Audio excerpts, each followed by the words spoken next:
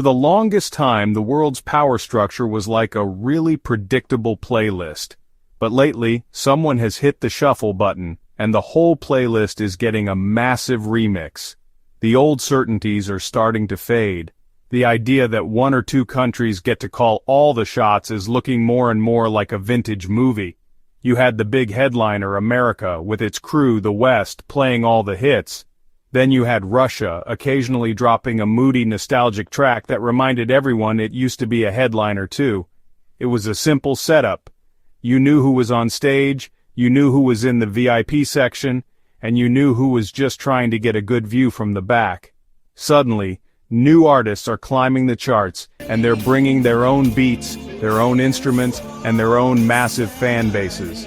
Now they're not just emerging, they have fully emerged, and they are demanding a spot on the main stage. And right at the heart of this global remix are two giants who have decided to start producing some tracks together, China and India. These aren't just any two countries. We're talking about nearly 3 billion people combined. That's more than a third of the entire planet's population. For decades, the world watched them, wondering if they would be rivals or partners. Everyone had their bets placed. But now, it seems they are starting to give us an answer, and it's one that could change the rhythm of the entire 21st century. The power playlist is being rewritten, and these two are holding the pen. It's a combination of explosive economic growth, massive young populations, and rapid tech innovation. They bring manufacturing scale and digital skills, a potent mix. This isn't a hostile takeover, it's the world catching up to a new reality. When factory scale meets back-office tech, the rest of the world has to pay attention. Chapter: So, China and India walk into a bar. So picture this.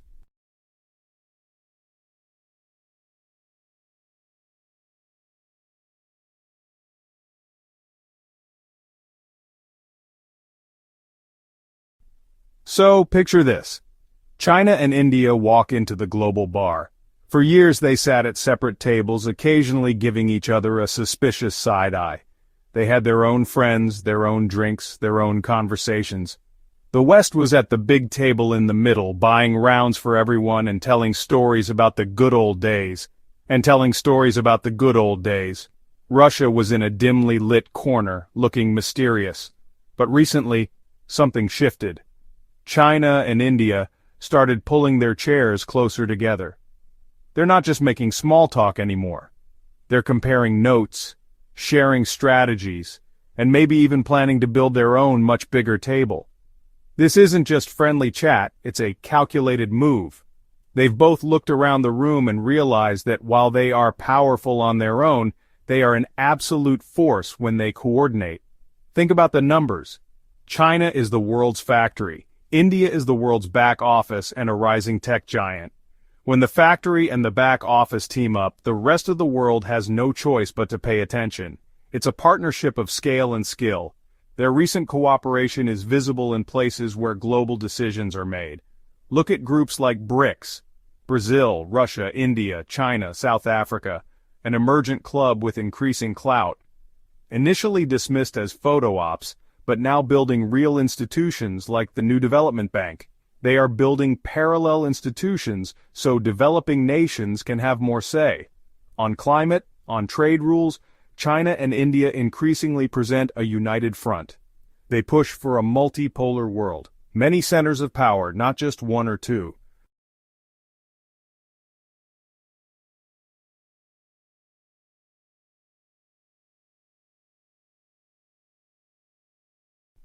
Now, when you hear the word bloc or alliance, your mind probably jumps to a few classic examples. You think of NATO, the military club where an attack on one is an attack on all. You think of the old Warsaw Pact. These alliances were forged in the fires of the Cold War, built on military pacts and a clear US versus them mentality. But this new China-India partnership, it's a completely different animal, less like a formal marriage and more like a strategic business partnership. First off, this bloc is defined by flexibility. They maintain independence. They can cooperate on trade and infrastructure while still disagreeing on borders. It's an a la carte approach. Pick and choose where interests align. They pick and choose. pragmatic rather than ideological. It doesn't need to be perfect to be effective. They offer a development-first model, not a defense pact. Another key difference is the focus. Economy, technology, development. They lead with trade, not tanks. Their projects are roads, ports, digital networks, not bases on foreign soil. This makes their bloc appealing to developing nations in Africa, Asia, Latin America. Finally, this partnership is fundamentally non-exclusive. India sits in the Quad with the US, Japan, Australia, and in the SCO with China and Russia. It's like being a fan of both Manchester United and Manchester City. In this new world, countries can have it both ways, maximizing options and influence.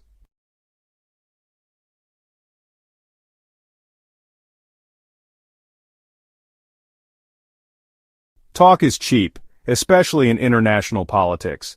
Handshakes and grand statements are nice, but the real story is in the details.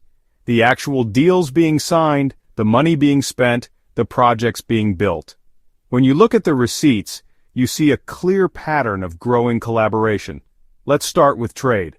Bilateral trade has exploded over the last 2 decades, hitting well over $100 billion annually. China is one of India's largest trading partners. India worries about the trade imbalance, but the sheer volume proves interconnection. They are promoting trade in local currencies, a challenge to US dollar dominance. China's Belt and Road is massive. Trains, ports, roads across continents. Both countries are major investors in institutions like the AIIB financing projects across Asia and Africa. India borrows from AIIB for domestic infrastructure, cooperation even where BRI debates exist. It's not just talk. It's tangible action and growing investment numbers. On diplomacy and security, cooperation is more visible. Within the SCO, Chinese and Indian troops participate in joint anti-terror exercises. Soldiers training together, a signal that some disputes are being compartmentalized. Yes, you read that right. Deals, banks, infrastructure, the concrete pillars of a new shared platform.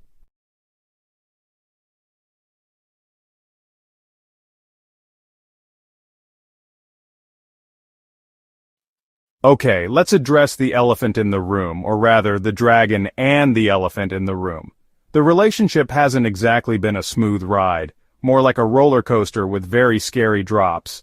They share a long disputed border in the Himalayas. That border has led to actual military clashes, most recently in 2020. So, how can two countries facing off in the mountains be building a global power bloc? The answer? Compartmentalization. In one box, the border dispute. In another box, economic cooperation. In a third, collaboration on climate change. They compartmentalize, preventing a fire in one box from burning down the entire house. It's a delicate balancing act, incredibly difficult to maintain. They hold high-level military talks to de-escalate border tensions one week, and the next week, meet on the global economy. They agree to disagree on some things while agreeing to agree on many others. Tensions haven't vanished, they're very real. The border is a source of national pride and strategic concern. There's a broader rivalry for influence across Asia. Projects in Sri Lanka, Nepal, Pakistan. For now, both governments calculate the benefits of cooperating globally outweigh the bilateral risks. They've chosen to manage their rivalry, not let it define the entire relationship.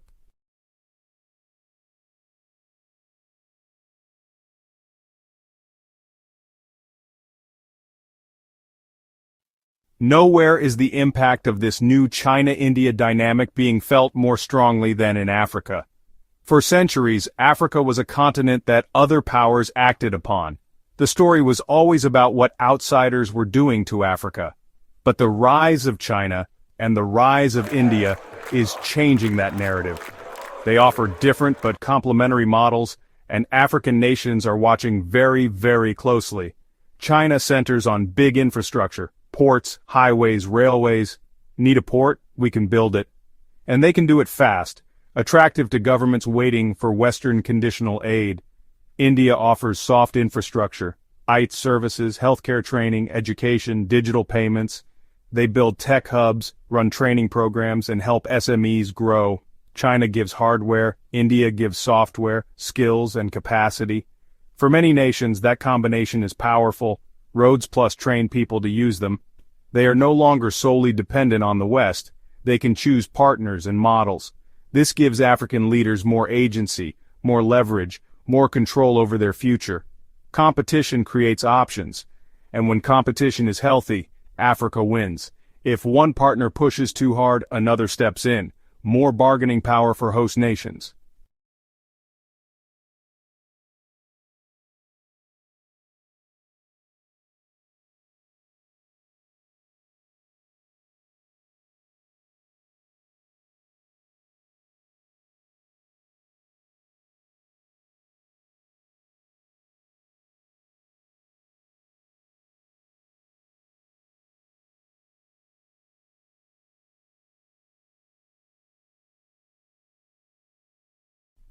This emerging China-India bloc isn't happening in a vacuum.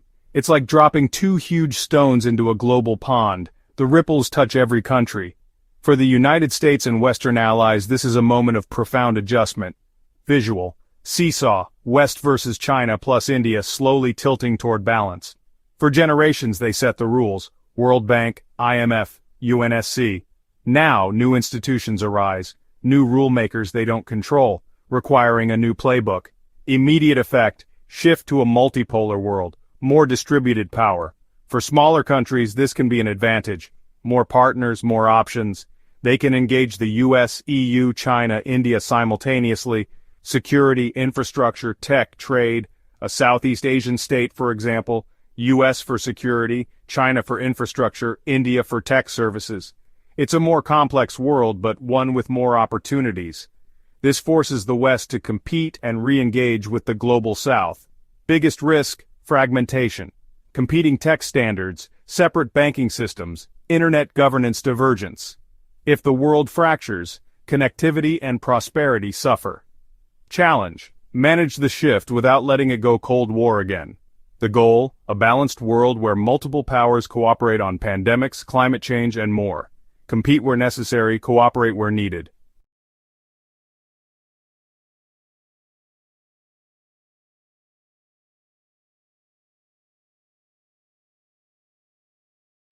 So, what does the future hold for this China-India power couple? Is this the beginning of a century-long friendship, or a temporary marriage of convenience? The truth, multiple paths exist, and each has huge consequences. One path, full alliance. Resolve borders, deepen economic and military cooperation. Turn BRICS and SCO into formal counterweights to Western institutions. A transformative multipolar outcome. More likely, managed rivalry. They never fully trust each other. The border simmers, competition continues, but cooperation on global issues persists.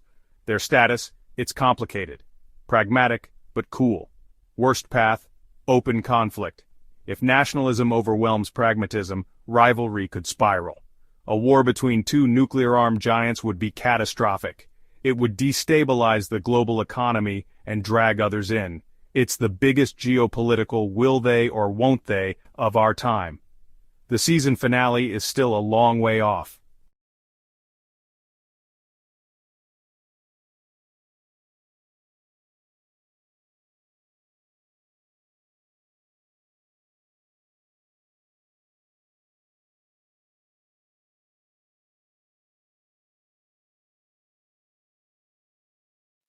As the credits roll on the old world order, a wide stage appears. Figures representing the West, a Chinese dragon, and an Indian elephant sharing the main stage.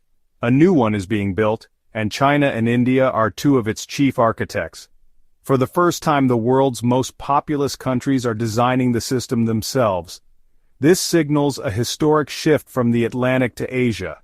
This isn't about replacing one hegemon with another, it's diversifying power. The China-India bloc is flexible, economically focused, and less ideologically rigid. It affects prices we pay, the tech we use, national security, and the planet's future. No simple heroes or villains. It's messy, ambitious, and consequential. Ambition, rivalry, and the messy work of building a new world. The old playlist is over. The remix is playing now, driven by the combined energy of 3 billion people. They are finally stepping into the spotlight. Thanks for watching. Subscribe for more explainers.